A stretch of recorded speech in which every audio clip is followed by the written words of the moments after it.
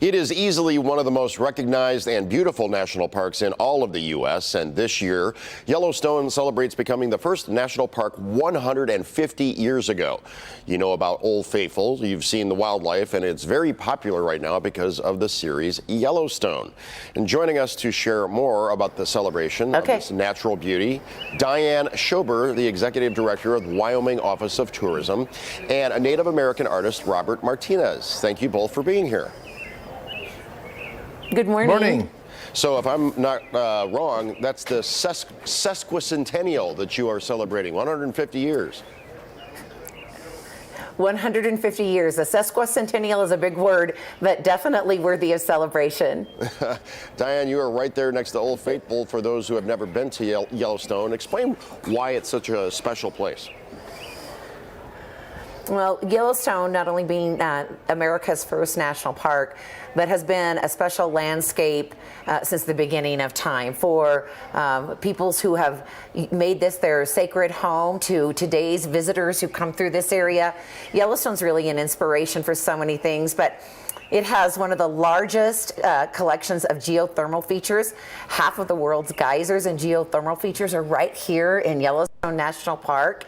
Wildlife, we've seen bison moving around all morning long, geysers erupting, beautiful Lake Yellowstone. It just has a spectacular, wonderful way to experience the great outdoors and this beautiful wildlands. Being a big movie fan, I did not realize Devil's Tower is in the park because that was the setting for Close Encounters of the Third Kind. Well, Devil's Tower is actually over in the northeastern part of Wyoming, but is part of the National Park Service. It's a national monument. In fact, it was our nation's first national monument.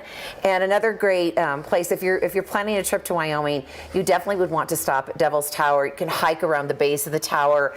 You're in the beautiful red hills of the Belle Fourche River. It's another beautiful place in Wyoming. Okay, all right. Yellowstone is the place in Wyoming where the West begins. Can people get a glimpse of life from the 1800s, let's say?